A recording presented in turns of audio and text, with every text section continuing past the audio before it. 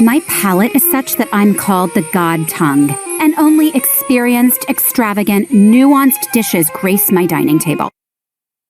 Hi, this is Lily Calamusa, and for analysis assignment number 5, I've chosen to analyze the language and identity of Erin Inakari from a popular anime called Food Wars. Okay, so first, here's a brief overview of this character and some key parts of her identity.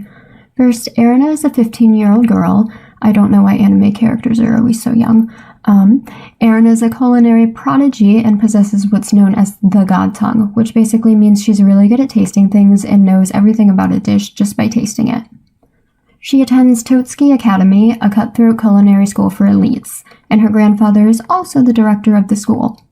Now, most students at the school are rich and privileged, but this girl is on a whole other level. She and her whole family are famous in the culinary world, and on top of being the God tongue, just having the family name Nakari gives her a ridiculous amount of power and prestige. I'm starting with this clip because A, it makes me laugh every time, and B, because I think it demonstrates all the key points I'm looking for. Here we go. What is your problem? Do not interrupt the God I'm just kidding. Relax and enjoy.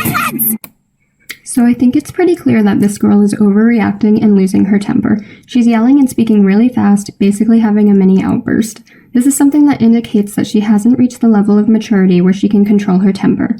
Then we also have her raging on about someone disrespecting and interrupting her, although it wasn't really all that big a deal, as she's referring to herself as the God tongue and demanding silence. Referring to herself as the God tongue tells us that she sees that as part of her identity, which relates to her profession as a chef. And the whole "what is your problem" makes it clear that she's not used to being questioned and feels superior to pretty much everyone else, which is the elite or privileged part of her identity showing. Okay, so this clip basically shows you how pretty much everyone else views Erina. If she tastes anything less than perfection, she will tell you you're a talentless hack, and your life as a chef will be completely ruined forever! And this view is due to her reputation, which she has built up largely by doing and saying things like, Now seriously? I can't believe you've all made it this far putting out such nauseating slop. Especially that oyster porridge. Ugh, it was like taking a bath with a sweaty Western lowland gorilla. Vile! That broth is horrendous.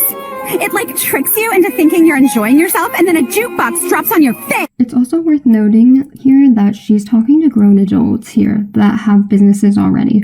Typically, and especially in Japan, you would adjust your language to show respect for your seniors, but because Erina is privileged and is used to doing whatever she wants, she mercilessly roasts these chefs without hesitating. Alright, next we have these clips, and these are ones that I think really highlight the elite, privileged part of Erina's identity. I'll start with this clip because I think it sums up just how superior she feels to everyone else. I feel sorry for everyone that's in the same class as I am, because from the moment you were born, you were fated to battle for merely second place. And here are the rest of the clips. So as you're watching, you'll notice she talks down to people and uses words that imply someone is inferior, such as scumbag, amateur, dimwits, and drooling monkeys. As expected, a bunch of dimwits with no promise. This is a pointless exercise. These recruits are always a bunch of drooling monkeys. This is the work of an untrained amateur. It doesn't even make me hungry. This scumbag keeps popping up. It's really getting on my nerves. And then these clips show probably the most obvious ways Erina expresses her elite status by using words that are directly related to social status. Your family runs a diner? Pedestrian food from a pedestrian chef. He doesn't appreciate my pedigree, does he? Much like a stray dog doesn't realize the value of a precious gemstone.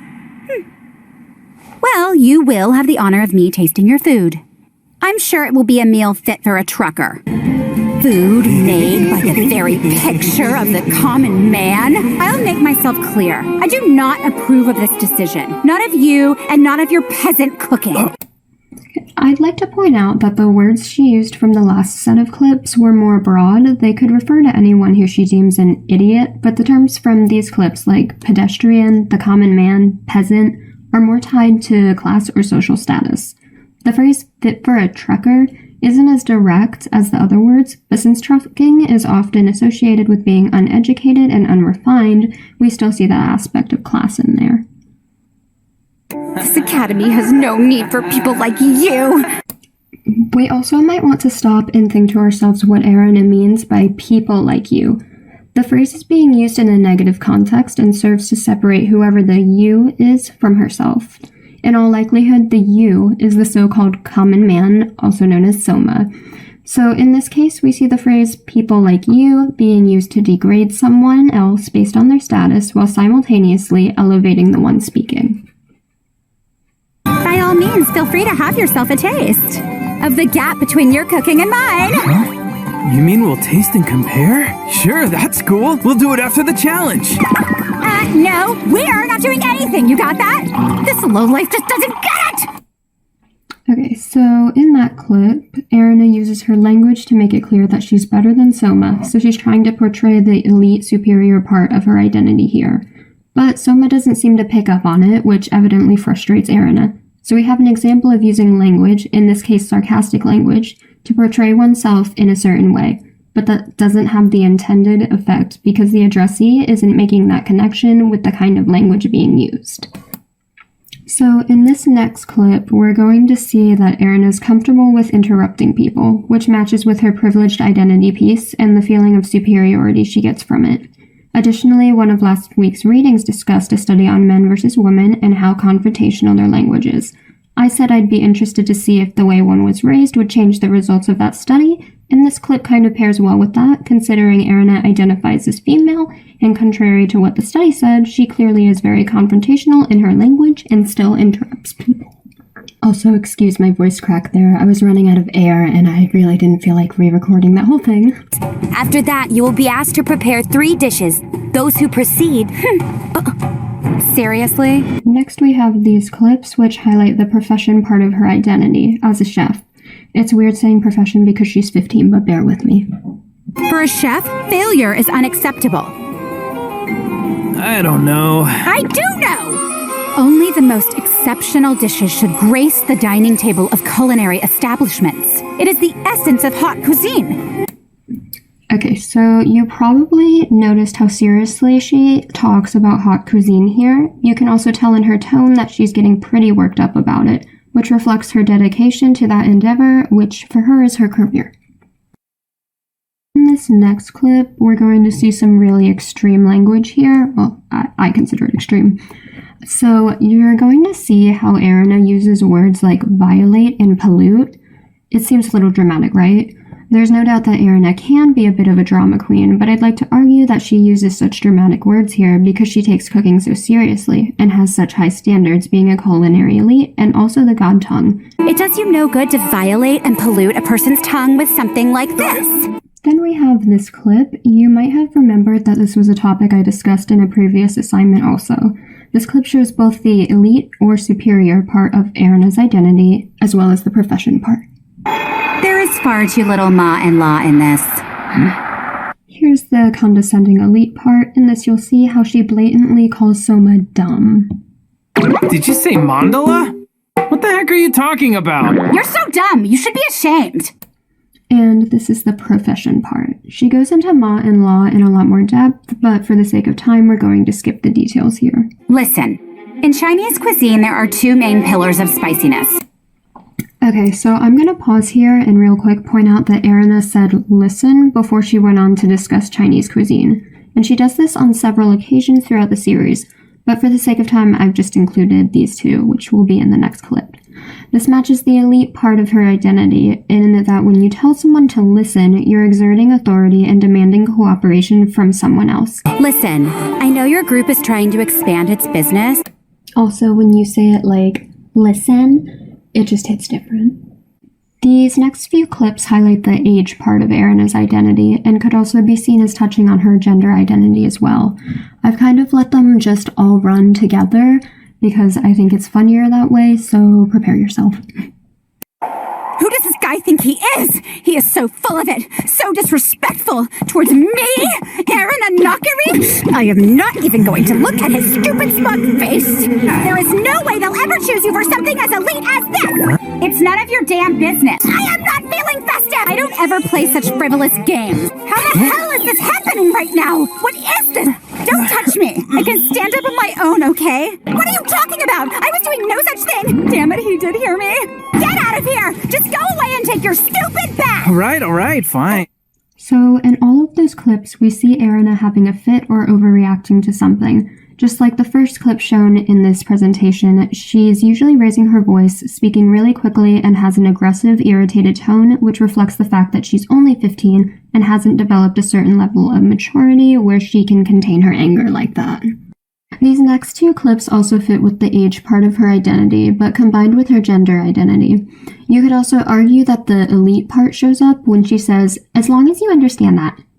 Obviously, young teenage girls aren't the only people who get flustered like this, but this kind of behavior and the consistent hesitation and ums and incomplete thoughts she has out loud are seen as typical for young girls, especially ones that have a crush. What's wrong? You need something? I'm here to speak with you about your battle against Gus. Huh? What? Oh. So as long as you understand that. Is that all you wanted? No. What I really want to talk with you about is, All right then, whatever. Have yourself a seat. So, of course, every viewer will have their own unique perception of Erina. However, the most common ones that I've read online are either Erina is a complete brat or Erina seems like a brat but is really just misunderstood. Additionally, based on the vast majority of reviews and reactions that I've seen on this character, nearly everyone can agree that she is what we would call a tsundere. This term refers to an anime character who switches from being tough and cold but develops into being soft and sweet. Viewers likely see Erina in this way because of how cruel her language and actions can be, which we've seen in the clips. But at the same time, she gradually softens up and viewers can see how caring she can be. Okay, and lastly, I've decided to include this clip, which isn't so much part of the analysis, but kind of ties in with language development, plus it explains why Erina is the way she is. She wasn't always this condescending, cold character that is shown in most of the clips, and by the end of this show, she's kind of back to her normal self. You must let go of sentiment. Taste is all that matters. An ill-prepared dish is unforgivable. Anything that does not meet my approval is filth, garbage, trash. Father doesn't approve. So this food is nothing but... Filth, garbage, trash. It's nothing but trash. Okay, so you probably noticed that the words filth, garbage, trash are all similar to the words Erina uses to describe dishes she doesn't like, her favorite being disgusting! And throughout the anime, she'll sometimes use these exact three words.